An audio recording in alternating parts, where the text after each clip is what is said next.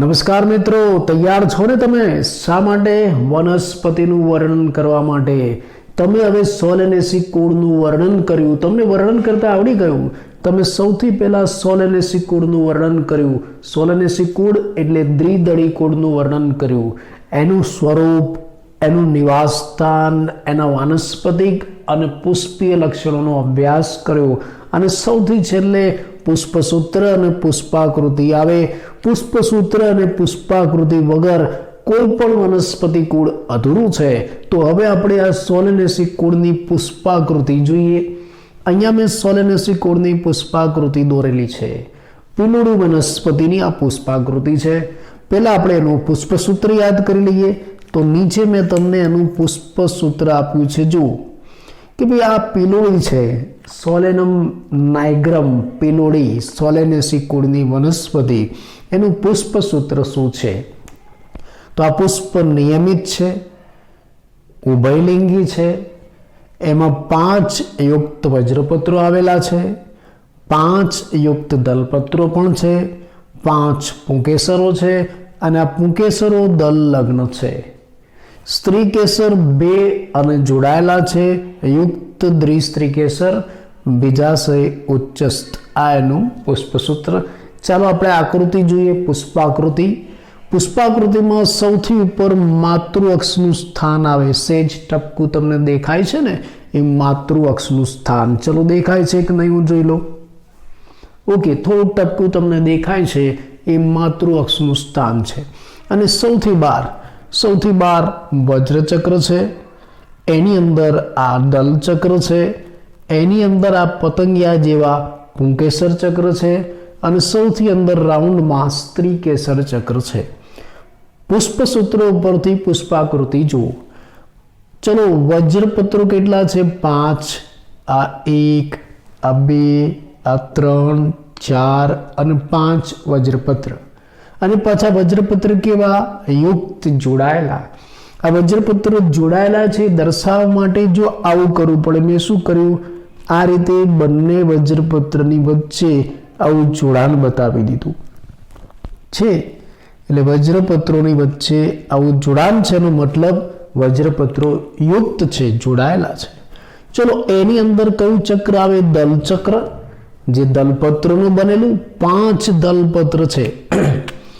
આ 1, આ 2, આ 3, 4 ને 5 દલપત્ર. અહીંયા દલપત્ર પણ જોડાયેલા છે, તો એની વચ્ચે પણ આવું જોડાણ બતાવી દો.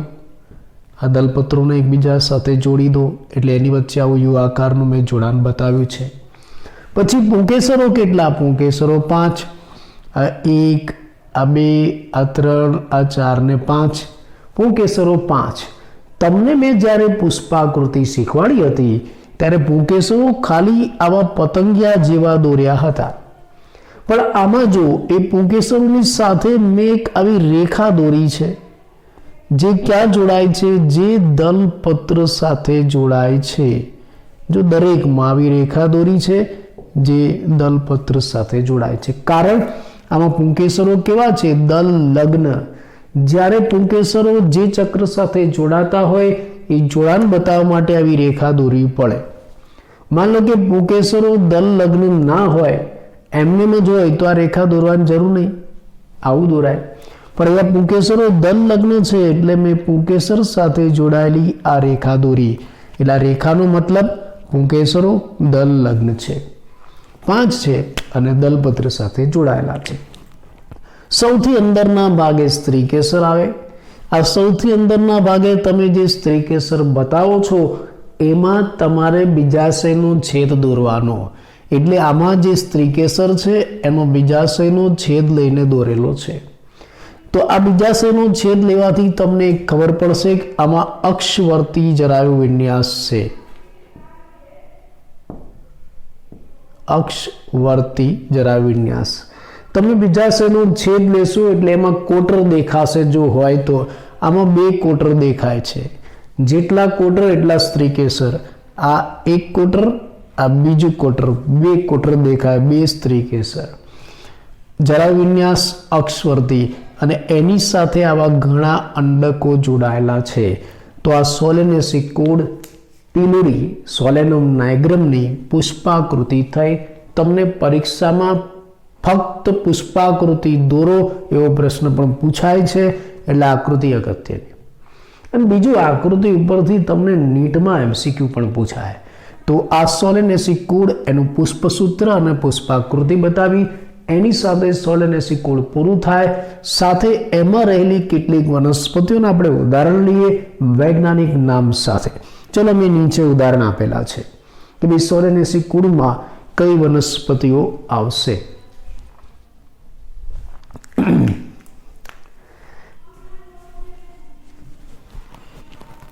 પીલુડી, બટાકા, રીંગણ, ધતુરો, ટામેટા, મરચા, બેલાડોના, અશ્વગંધા, તમાકુ વગેરે. આ બધી સોલેનેસી કુળની કેટલીક વનસ્પતિઓ છે, મેં તમને અહીંયા બતાવી છે. પીલુડો, બટાકા, રીંગણ, ધતુરો, ટામેટા, મરચા, બેલાડોના, અશ્વગંધા, તમાકુ. સાથે મેં એના વૈજ્ઞાનિક નામ લખેલા છે, જે તમારા માટે સૌથી અગત્યનું. કેમકે નીટ વગેરે પરીક્ષામાં તમને આ સાદા નામ ન પણ આપેલા હોય, વૈજ્ઞાનિક નામ આપેલા હોય, તો તમને અમુક વૈજ્ઞાનિક નામ આવડવા જોઈએ. હવે શું કરવાનું છે તમને ખબર છે? તમે લોકોએ એક બુક બનાવેલી છે, જેમાં સ્પેશિયલ વૈજ્ઞાનિક નામ લખવા માટે એક વિભાગ પાડેલો છે. એમાં તમારા વૈજ્ઞાનિક નામ લખી નાખવાના, ઉમેરી દેવાના. એટલે છેલ્લે જ્યારે આખું 11મું પૂરું થાય ને, તમારી પાસે ઢગલાબંધ વૈજ્ઞાનિક નામ થઈ જશે, જે તમારા સિલેબસના જ છે, અને એ તમને નીટ વગેરે પરીક્ષામાં પૂછાય. ચાલો, તો આપણે આ વૈજ્ઞાનિક નામ જોઈ લઈએ. પેલું પીલુડી, જેને સોલેનમ નાઇગ્રમ કહેવાય, પુસ્તકમાં લખેલું છે. બીજું તમને કહી દઉં, તમે જ્યારે વૈજ્ઞાનિક નામ લખો છો, માની લો કે પુસ્તકમાં પીલુડીનું વૈજ્ઞાનિક નામ સોલેનમ નાઇગ્રમ છે, પણ તમે જ્યારે નેટ ઉપર સર્ચ કરો, હવે તો નેટનો મોબાઈલનો જમાનો છે, તો તમને કદાચ બીજું નામ પણ આવે. પીલુડીનું વૈજ્ઞાનિક નામ તમે શોધવા જાઓ તો કદાચ બીજું નામ પણ આવે. એનો મતલબ એ નથી કે આ નામ ખોટું છે. સમય અનુસાર નામમાં પરિવર્તન આવતા હોય છે, અને અલગ અલગ વૈજ્ઞાનિક નામ પણ આપવામાં આવે છે. જો આ પીલુડી છે, એનું વૈજ્ઞાનિક નામ શું છે? સોલેનમ નાઇગ્રમ. બટાકા, સોલેનમ ટ્યુબરોઝમ. રીંગણ, સોલેનમ મેલેન્જોના. ધતુરો, દતુરા ફેસ્ટિયોસા. ટામેટા, લાઇકોપર્સિકોન લાઇકોપર્સિકમ. નામ જબરું છે, યાદ રજા એવું છે.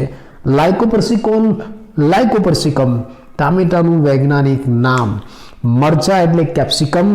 કેપ્સિકમ એન્યુઅમ, વૈજ્ઞાનિક નામ કેપ્સિકમ એન્યુઅમ. બેલેડોના ઔષધીય વનસ્પતિ છે, જો એનું વૈજ્ઞાનિક નામ એટ્રોપા બેલાડોના. એટ્રોપા બિલાડીના એવું નહીં હો, એટ્રોપા બેલાડોના. પણ હવે તમને યાદ રહી જશે એટ્રોપા બિલાડીના, અને એવું લખીને ના આવતા પાછળ. અશ્વગંધા, વિથાનિયા સોમનીફેરા. તમાકુ, તમાકુમાં નિકોટીન હોય, નિકોટિયાના ટેબેકમ. નિકોટીન અને ટોબેકો, તમાકુ, નિકોટિયાના ટેબેકમ.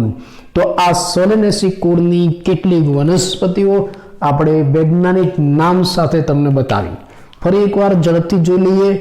પીલુડી સોલેનમ નાઇગ્રમ, બટાકા સોલેનમ ટ્યુબરોઝમ, રીંગણ સોલેનમ મેલેન્જોના, ધતુરો દતુરા ફેસ્ટિયોસા, ટામેટા લાઇકોપર્સિકોન લાઇકોપર્સિકમ, મરચા કેપ્સિકમ એન્યુઅમ, બેલેડોના એટ્રોપા બેલેડોના, અશ્વગંધા વિથાનિયા સોમનીફેરા, તમાકુ નિકોટિયાના ટેબેકમ.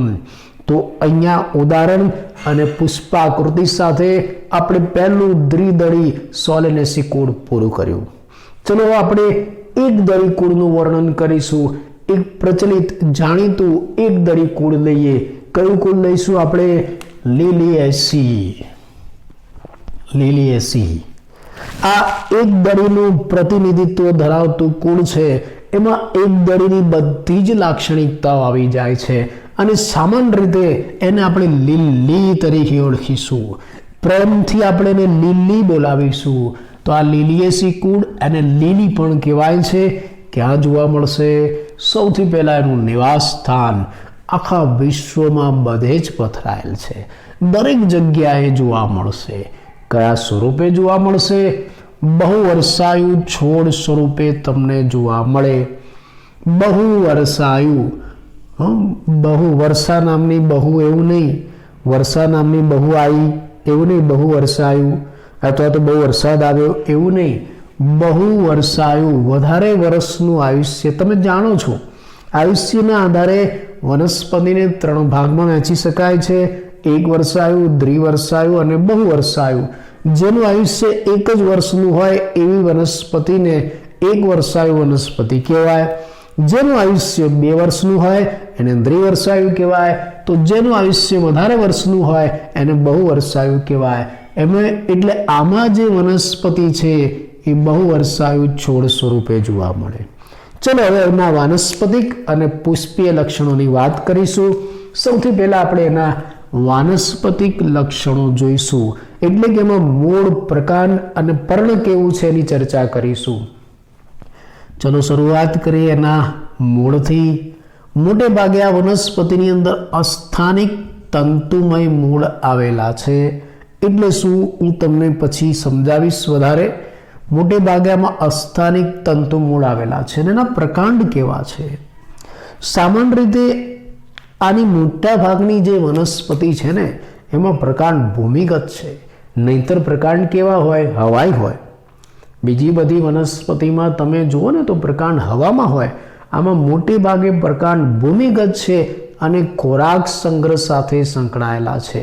આવા ભૂમિગત ખોરાક સંગ્રહી જુદા જુદા પ્રકારના પ્રકાંડ આ કુળમાં જોવા મળે છે. કયા પ્રકારના? તો કંદ પ્રકારના, વજ્રકંદ પ્રકારના અને ગાંઠામૂળી સ્વરૂપના પ્રકાંડ આ કુળની અંદર જોવા મળે. સૌથી પહેલો તમને પ્રશ્ન એમ થાય, કંદ એટલે શું? તમે વારંવાર આ શબ્દ બોલતા હશો, કંદ મૂળ. પણ કંદ એટલે શું, મૂળ એટલે શું એ ખબર નહીં હોય. તો આપણે કંદનો પરિચય આપીએ. કંદને ઇંગ્લિશમાં બલ્બ કહેવાય. આ પેલી ટ્યુબલાઇટ ને બલ્બની વાત નથી, ઉડી જાય એવો બલ્બ નથી. કંદ એટલે શું? આ કંદ એ ભૂગર્ભીય પ્રકાંડ જ છે, ખોરાક સંગ્રહ સાથે સંકળાયેલું છે. આમાં શું હોય? ઉદાહરણ સાથે તમને સમજાવું. આમાં જે ભૂગર્ભીય પ્રકાંડ છે ને એ ચપટું બિંબ જેવું હોય છે, તકતી જેવું હોય. આ ભૂગર્ભીય પ્રકાંડ તકતી જેવું, આ તકતી જેવું પ્રકાંડ છે, દેખાય છે.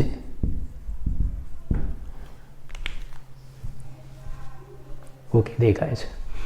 આમાં જે ભૂગર્ભીય પ્રકાંડ છે આવું ચપટું તકતી જેવું છે ને, આ પ્રકાંડમાં ખોરાકનો સંગ્રહ નથી થતો, પણ એ પ્રકાંડ સાથે સંકળાયેલ પર્ણો અથવા તો કલિકામાં ખોરાકનો સંગ્રહ થાય. આની સાથે જોડાયેલા પર્ણો હોય લાંબા લાંબા. આ પર્ણોમાં ખોરાકનો સંગ્રહ થાય. આ પર્ણોમાં ખોરાકનો સંગ્રહ થાય ને એટલે પર્ણો એ આમ જાડા અને માસલ બની જાય. આ રીતે એમાં કેન્દ્ર ભાગે રહેલા પર્ણો છે ને આવા જાડા અને માસલ બની જાય, ખોરાક સંગ્રહી. અને પરિઘ ફરતે રહેલા પર્ણો છે ને પાતળા રહે, એકદમ ફોતરા જેવા. એટલે જો આ વચ્ચે તમને કાળા રંગનું દેખાય છે ને, આ તકતી જેવું, આ ત્રિકોણાકાર, એ એનું પ્રકાંડ છે. અને પ્રકાંડમાંથી જે પર્ણો નીકળ્યા ને એ પર્ણોમાં ખોરાકનો સંગ્રહ થયો. એટલે અહીંયા પ્રકાંડ ભૂગર્ભીય જમીનમાં છે, ચપટા બિંબ તકતી જેવું છે, અને એની સાથે જોડાયેલા જે પર્ણો છે એ પર્ણોમાં ખોરાકનો સંગ્રહ થાય છે. એમાં કેન્દ્ર ભાગે વચ્ચે રહેલા પર્ણો છે એમાં ખોરાકનો સંગ્રહ થાય, માસલ દળદાર બને. અને આજુબાજુ રહેલા પર્ણો છે એમાં ખોરાકનો સંગ્રહ નથી થતો, એકદમ પાતળા ફોતરા જેવા હોય છે. ચલો, તમે આવું કોઈ કંદ જોયું છે? એમાં ઘણી વખત આ જે પ્રકાંડ છે ને એના ઉપરથી આવા અસ્થાનિક મૂળ પણ સર્જાય છે. અસ્થાનિક મૂળ પણ સર્જાય છે. મેં જે લખ્યું દેખાય છે તમને? ઓકે, દેખાય છે. આ શું છે? જોયું છે ક્યાંય તમે? આવું કંદ તમે બધાએ જોયું છે. આ કંદ બીજું કંઈ નથી, ડુંગળી છે. ડુંગળી એ કંદ કહેવાય, અવરિત કંદ છે. ડુંગળી, લીલી ડુંગળી તમે જોઈ હશે, સિઝન આવશે જોજો, એમાં આવું હોય, ઉપર આવા લીલા લીલા પર્ણ હોય અને નીચે આવી ડુંગળી હોય. એમાં નીચે ચપટું બીમ જેવું હોય, એ બીમ જેવું શું કહેવાય, એનું પ્રકાંડ છે. હું તમને બતાવું, ચલો.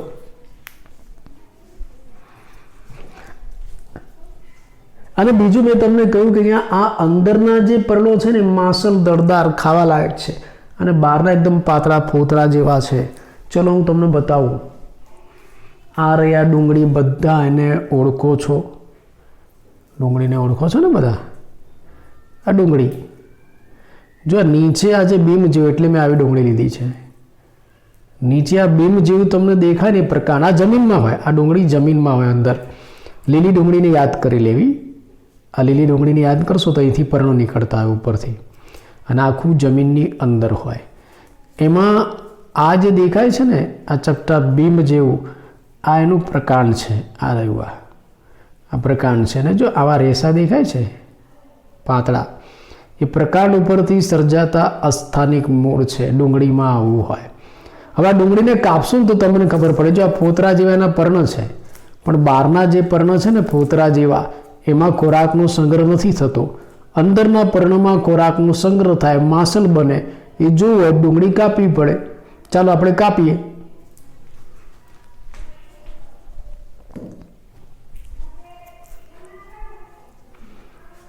ચલો આ ડુંગળી મેં કાપી નાખી.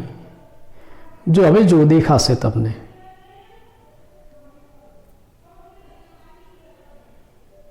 આ પ્રકાર કપાઈ ગયું. અને આ બધા પર્ણો છે, માસલ. આપણે આજે આ ખોલીએ છીએ ને બધા, આ બધા પર્ણો છે. અને પર્ણોમાં ખોરાકનો સંગ્રહ થયેલો છે. તમે ડુંગળી ખાતા હશો, પણ શું ખાવ છો એ ખબર જ ના હોય. તમે ડુંગળીમાં આ બધું કાઢીને ખાવ છો અને પર્ણો ખાવ છો. આ પર્ણોમાં ખોરાકનો સંગ્રહ થયેલો છે. આ રીતે આપણે કાઢીએ, બરાબર. આ એક પર્ણ, આ બીજું પર્ણ, આ બધા પર્ણો છે ડુંગળીના. આપણે પર્ણો કાઢીને ખાઈએ છીએ. હા, બહાર જે છે ફોતરા છે, એ ફોતરાય પર્ણ છે. આવા એ પર્ણ છે. આ અંદર નીચેનો ભાગ હતો, આ રહેવા આ પ્રકારનો છે. એટલે આને કંદ કહેવાય. ખબર છે તમને? ચલો તો હવે યાદ રાખજો, કંદ એટલે શું. તો આ જે લિલિએસી કુળની વનસ્પતિ છે, એમાં પ્રકાંડ મોટે ભાગે ભૂમિગત અને ખોરાક સંગ્રહ સાથે સંકળાયેલા છે. પણ એમાં પણ કેટલીક વેરાયટી છે. અમુક કંદ સ્વરૂપના છે, અમુક વજ્રકંદ સ્વરૂપના છે, અમુક ગાંઠામૂળી સ્વરૂપના છે. કંદ સ્વરૂપમાં પ્રકાંડમાં ખોરાકનો સંગ્રહ નથી થતો. પ્રકાંડ તો તકતી જેવું ચપટું નાનું રહે છે, પણ એની સાથે સંકળાયેલા જે પર્ણો છે, એ પર્ણોમાં ખોરાકનો સંગ્રહ થયો. ચાલો ઉદાહરણ તરીકે ડુંગળી. અને એવું બીજું જ ઉદાહરણ હું તમને કંદનું આપું, જે પણ તમે બધાએ જોયેલું છે.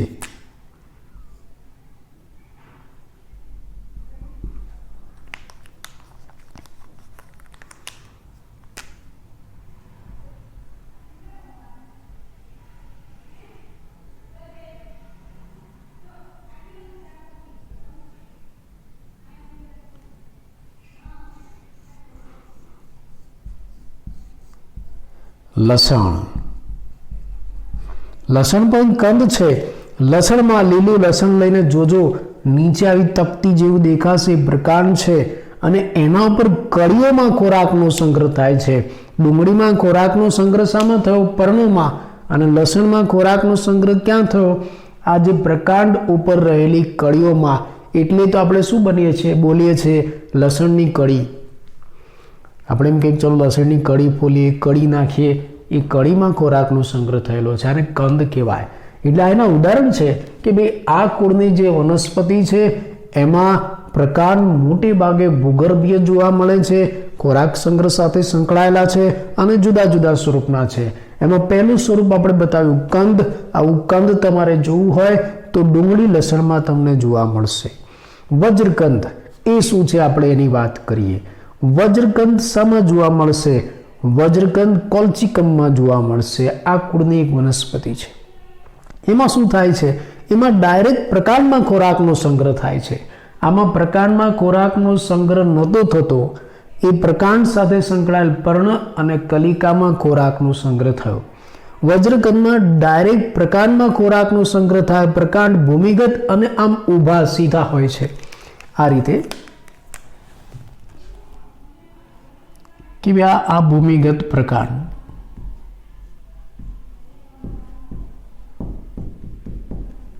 આમ સીધા છે ઊભા. પછી આ ભૂમિગત પ્રકાંડ છે ને એની અંદર ખોરાકનો સંગ્રહ થાય, એ માસલ દળદાર બને, ગોળાકાર અને અનિયમિત ગાંઠોવાળા બને. આ ફૂલતા જાય, ખોરાકનો સંગ્રહ થાય ને એટલે ફૂલતા જાય, ગોળાકાર બનતા જાય, અનિયમિત ગાંઠોવાળા બને. આવું લાગશે તમને જમીનની અંદર, આવું તમને જોવા મળશે. આવી ગાંઠો સર્જાય અનિયમિત. બરાબર. પ્રકાંડ જે સીધું હતું એ પ્રકાંડમાં ખોરાકનો સંગ્રહ થયો, સીધા પ્રકાંડમાં. જમીનમાં જે સીધું પ્રકાંડ હતું એમાં ખોરાકનો સંગ્રહ થયો, એ માસલ દળદાર, ગોળાકાર અને અનિયમિત આકારના બની ગયા. એના ઉપર અનિયમિત ગાંઠો થઈ ગયા. બધી ગાંઠો છે, અનિયમિત ગાંઠો. અને આવું તમે જોઈ શકો છો શામાં? કોલચીકમમાં. આ ઉદાહરણ શાનું છે? કોલચીકમ. આને આપણે શાકભાજી તરીકે પણ વાપરીએ છીએ, કોલચીકમ. આ કોલચીકમનું જે આવું ખોરાક સંગ્રહી કંદ છે એને વજ્રકંદ કહેવાય છે. તમે કદાચ કોલચીકમ ના જોયું હોય તો તમને એક ઉદાહરણ આપું. સુરણ બધાએ જોયું છે, સુરણ જોયું છે ને તમે બધાએ? એ સુરણ આ જ છે, વજ્રકંદ છે. એ મોટું ગોળ તમને દેખાય ને સુરણ, એ સુરણ આ વજ્રકંદ છે. એ ભૂમિગત ખોરાક સંગ્રહી પ્રકાંડ છે, એમાં આવું જ હોય. ભૂગર્ભીય પ્રકાંડ છે કોલચીકમ. બીજું કોલચીકમનું આ જે પ્રકાંડ છે, ભૂગર્ભીય પ્રકાંડ, જેને આપણે વજ્રકંદ કહીએ છીએ, એને સૂકવી નાખવામાં આવે છે અને એમાંથી રસ કાઢીને એક રસાયણ બનાવવામાં આવે છે, કોલ્ચિસિન.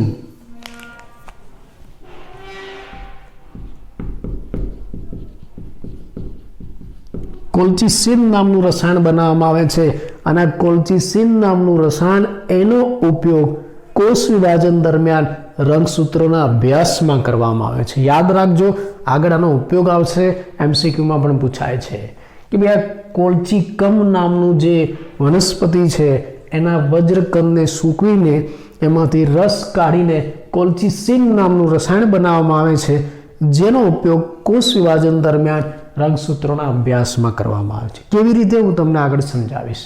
ચલો, ત્રીજો પ્રકાર, ત્રીજો ખોરાક સંગ્રહી પ્રકારનો પ્રકાર, ગાંઠામૂળી. હવે આમાં પ્રકાંડ કેવું હોય? આમાં પણ ભૂગર્ભીય જમીનની અંદર જ પ્રકાંડ છે અને આમાં પણ પ્રકાંડની અંદર જ ખોરાકનો સંગ્રહ થાય છે. અહીંયા પણ એવું જ હતું, ભૂગર્ભીય પ્રકાંડ છે અને પ્રકાંડની અંદર જ ખોરાકનો સંગ્રહ થયો. પણ અહીંયા પ્રકાંડ સીધું હતું, આમાં પ્રકાંડ આડું હોય છે. આ રીતે આડું પથરાયેલું છે.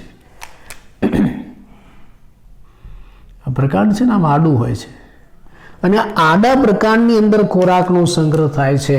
એટલે તમને આવું લાગશે, એ પણ માસલ બને છે, દળદાર બને છે અને એના ઉપર આવી અનિયમિત ગાંઠો સર્જાય છે.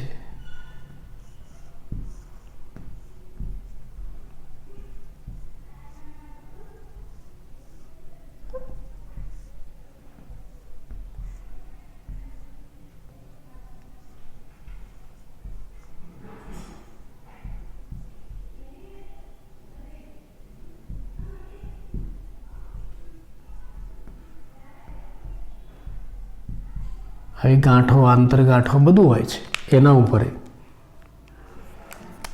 આ પ્રકાંડ અનુપ્રસ્થ છે, આડું છે. આમાં ઊભું પ્રકાંડ હતું, આમાં આડું પ્રકાંડ છે. ખોરાક સંગ્રહી બને છે, માસૂલ બને છે અને એના ઉપર પણ અનિયમિત ગાંઠો સર્જાય છે. આ આંતરગાંઠ છે. આ બે ગાંઠો વચ્ચેનો અંતર આંતરગાંઠ. આ બધી ગાંઠો છે. એના ઉપર પાછા સલકી પર્ણો પણ હોય, ફોતરા જેવા પર્ણ હોય.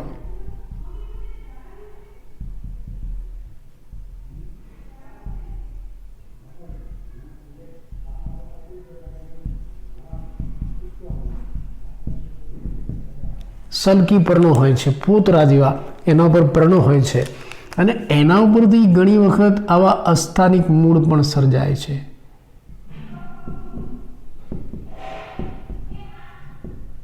બરાબર. આવું ગાંઠામૂળી, રાઇઝોમ તમે જોયું છે, યાદ કરો. જોયું છે આવું? બતાવી દઉં તમને. અત્યારે સિઝન છે અને કોરોનામાં બહુ સારું ઓળખો છો, છે ને ગાંઠો ગાંઠો આદુ. આદુ આનું ઉદાહરણ છે. આદુમાં આવું હોય. આદુમાં તમે આજે આ લીટા લીટા જેવું તમને દેખાય ને, આ ઉપર આ બધી આંતરગાંઠો છે, આ બધી ગાંઠો છે અને એના પર તમને ફોતરા ફોતરા આદુના ફોતરા નીકળે. એ ફોતરા બીજું કંઈ નથી, એ ફોતરા એના સલકી પર્ણો છે અને ઘણી વખત એમાંથી તાંતણા જેવું નીકળે, બધા સ્થાનિક મૂળ છે. તો આ આદુ એક ગાંઠા મૂળીનું ઉદાહરણ છે. બરાબર?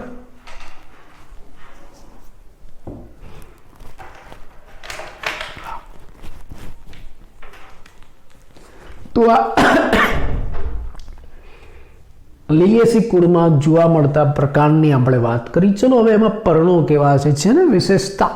ભલે નાનું છેલ્લું કુળ છે પણ અંદર વિશેષતા બહુ છે. હા, પર્ણો કેવા છે? એની અંદર પર્ણો મુખ્યત્વે તલસ્થ, એકાંતરિત, રેખીય અને અનુપપર્ણીય છે. મતલબ શું? તલસ્થ પર્ણ, તલસ્થ બેઝલ લીફ ઇંગ્લિશમાં એવું કહેવાય. આમાં પર્ણો છે ને પ્રકારના તલ ભાગેથી, તળિયેથી ઉદ્ભવે. જ્યાં પ્રકાંડ જમીન સાથે જોડાયેલું ને ત્યાંથી પર્ણો ઉદ્ભવે છે. આ રીતે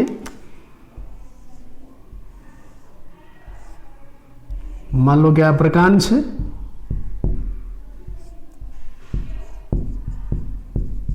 અને પ્રકાંડના તલ ભાગેથી આવા લાંબા નળાકાર પર્ણો ઉદ્ભવે છે.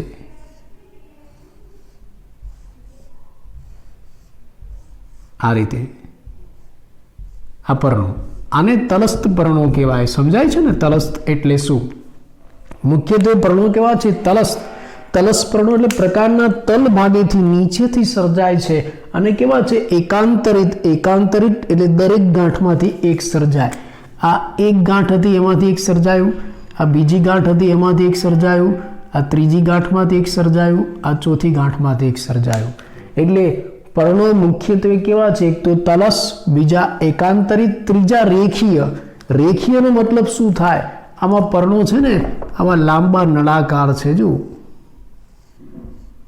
આવા લાંબા નળાકાર પર્ણો છે આમાં, આવા, આને રેખીય કહેવાય.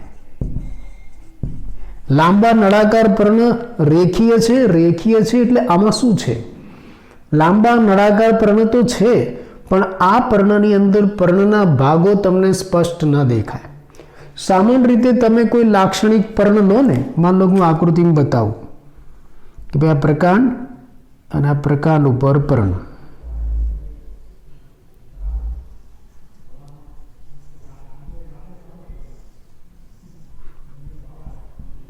આ પર્ણ, એમાં કોઈ પણ લાક્ષણિક પર્ણ લો તો એમાં શું હોય? આ લાક્ષણિક પર્ણમાં મુખ્ય 3 ભાગ હોય, કદાચ તમે જાણો છો.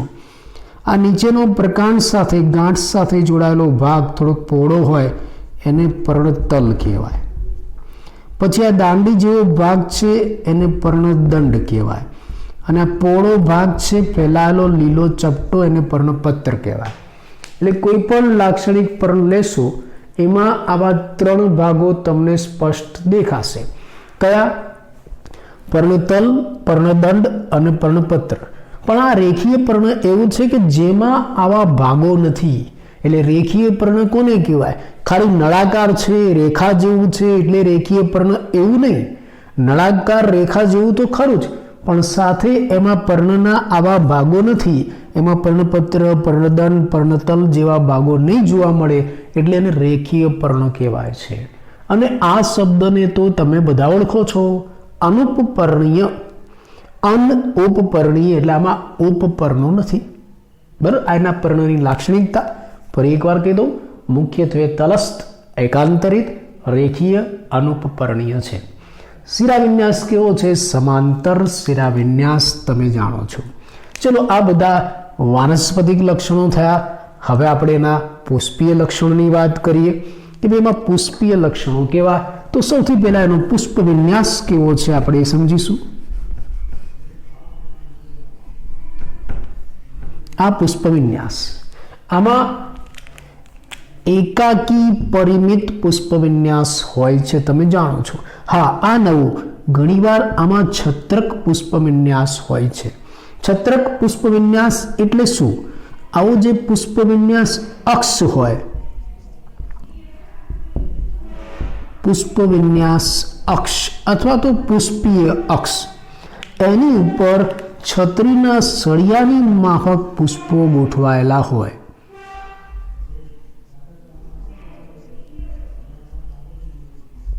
અને આ રીતે છત્રીના સળિયાની માફક પુષ્પો ગોઠવાયેલા હોય તો આને શું કહેવાય? છત્રક કહેવાય. આવું તમને ડુંગળીમાં જોવા મળશે. આપણે જે ભણીએ છીએ ને એ ડુંગળીમાં આવું તમને જોવા મળશે.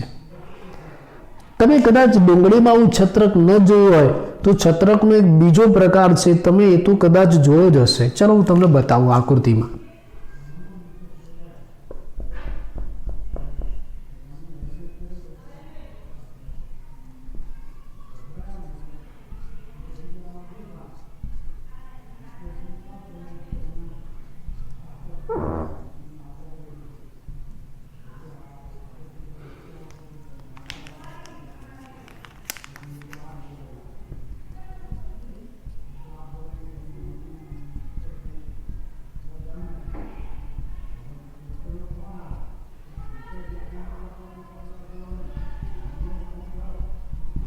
આવું જોયું છે તમે ક્યાંય?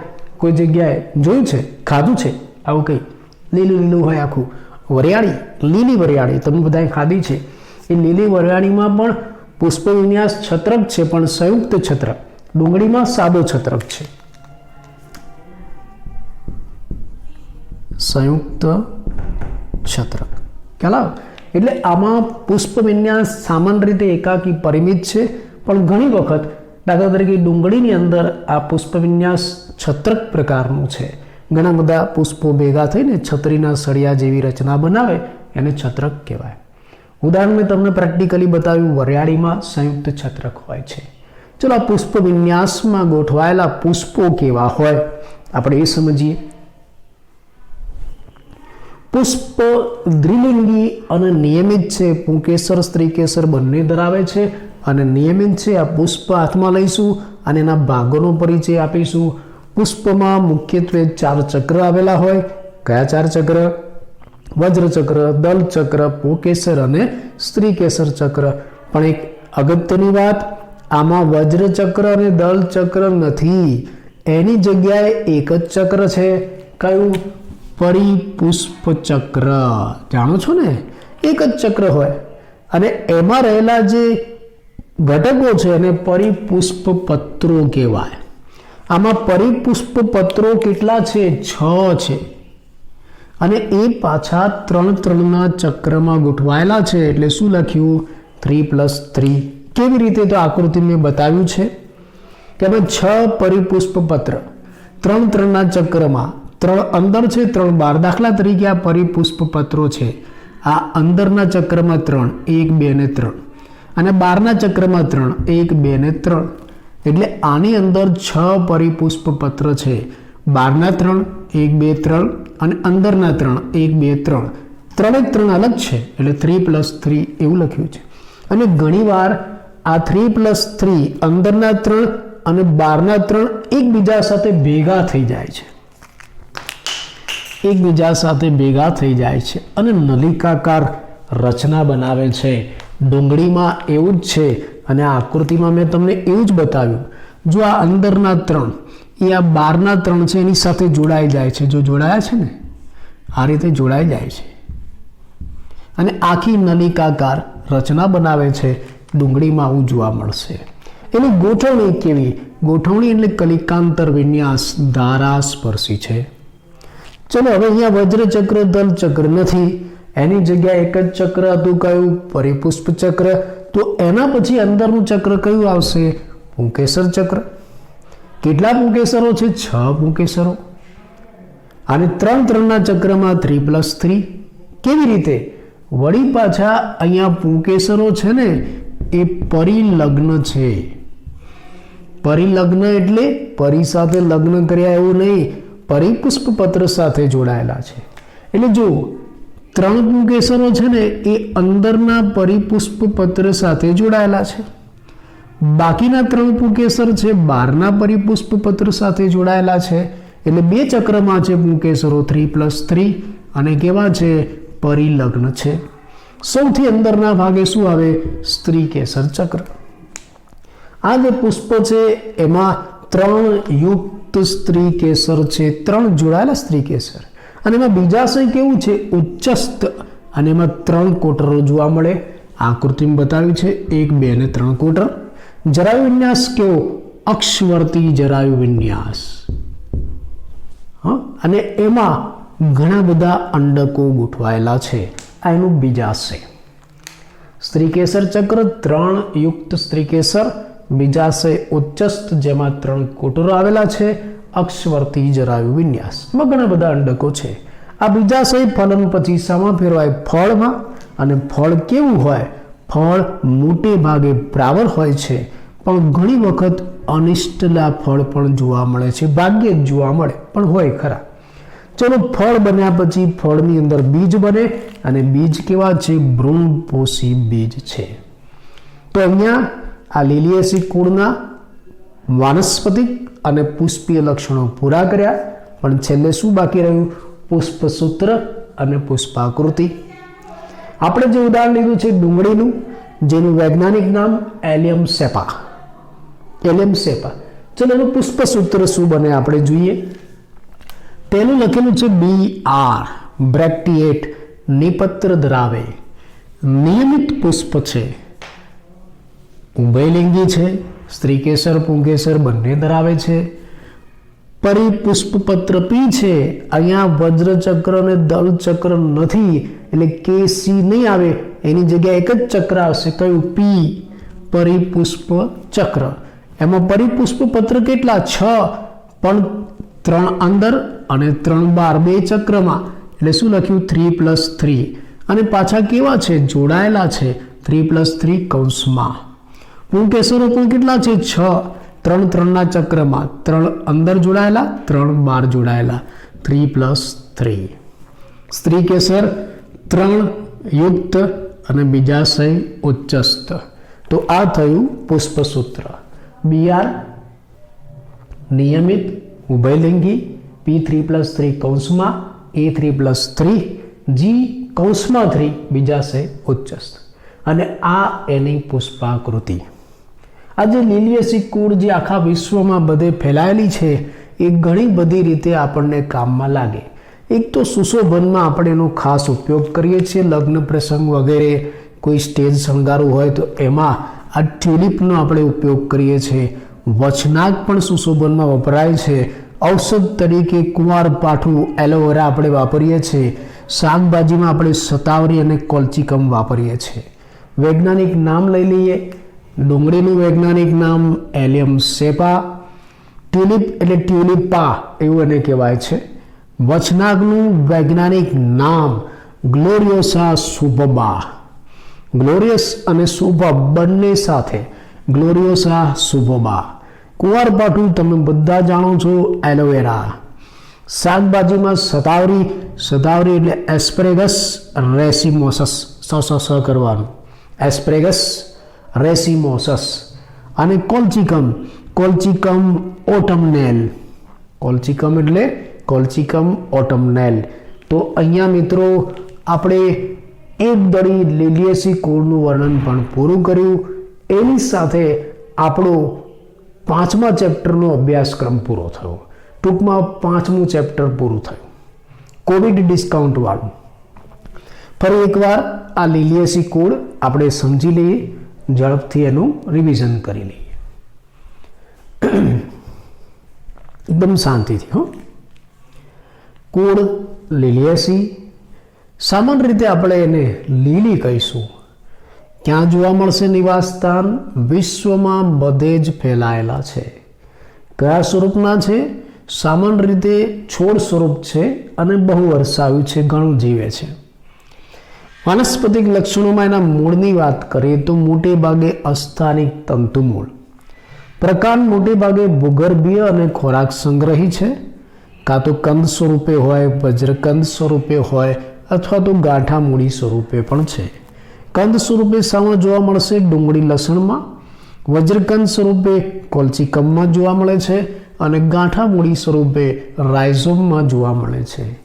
આ કોલ્ચિકમ છે એમાંથી એક રસાયણ આપણે પ્રાપ્ત કરી શકીએ કોલ્ચિસિન, જેનો ઉપયોગ કોષ વિભાજન દરમિયાન રંગસૂત્રના અભ્યાસમાં આપણે કરીશું. પર્ણો કેવા છે? પર્ણો મુખ્યત્વે તલસ્થ, એકાંતરિત, રેખીય, અનુપપર્ણીય. તલસ્થ તળિયેથી સર્જાય, દરેક ગાંઠમાંથી એક આવા લાંબા નળાકાર અને ઉપપર્ણો વગરના સમાંતર શિરાવિન્યાસ ધરાવે છે. આ તો એના વાનસ્પતિક લક્ષણો થયા. પુષ્પીય લક્ષણોમાં પુષ્પ વિન્યાસ કેવો છે? એકાકી, પરિમિત. ઘણી વખત આવા છત્રક પણ જોવા મળે. ડુંગળીમાં આવું હોય છે. પુષ્પ સામાન્ય રીતે દ્વિલિંગી અને નિયમિત છે. એમાં વજ્રચક્ર અને દલ ચક્ર નથી. એક જ ચક્ર છે. કયું? પરિપુષ્પ ચક્ર, જેમાં 6 પરિપુષ્પ પત્રો છે અને 3-3ના ચક્રમાં છે. 3 અંદર, 3 બહાર. એની ગોઠવણી કલિકાંતર વિન્યાસ, દારાસ્પર્શી. પુંકેસર ચક્ર છે, એમાં 6 પુંકેસરો છે. એમાંથી 3 અંદરના પરિપુષ્પ સાથે જોડાયેલા, 3 બહારના પરિપુષ્પ સાથે જોડાયેલા, એટલે 3+3. વળી પાછા પરિપુષ્પ પત્ર સાથે જોડાયેલા, એટલે પરિલગ્ન કહેવાય. સ્ત્રીકેસર ચક્ર 3 છે જોડાયેલા, યુક્ત સ્ત્રીકેસર. બીજાશય ઉચ્ચસ છે, એમાં 3 કોટર છે, અક્ષવર્તી જરાયુ વિન્યાસ. ઘણા બધા અંડકો અંદર આવેલા છે. ફલન પછી આ બીજાશય ફળમાં ફેરવાય. મોટે ભાગે પ્રાવર ફળ બનાવે, ક્યારેક અનસ્ટીલા ફળ પણ બનાવે છે. એ ફળમાંથી જે બીજ બહાર આવે એ ભ્રૂણપોષી હોય છે. આ એનું પુષ્પસૂત્ર અને આ પુષ્પાકૃતિ. ઉદાહરણ છે ડુંગળી, એલિયમ સેપા. સુશોભન માટે ટ્યુલિપ અને વચનાગ વપરાય છે. ઔષધમાં કુંવારપાઠું પ્રચલિત છે. એમ તો આ લસણ છે, આદુ છે, એ પણ ઔષધ તરીકે વપરાય છે. શાકભાજીમાં સતાવરી અને કોલ્ચિકમ જાણીતા છે. તો અહીંયા આપણો 5મા ચેપ્ટરનો અભ્યાસક્રમ પૂરો થયો. 5મું ચેપ્ટર પૂરું.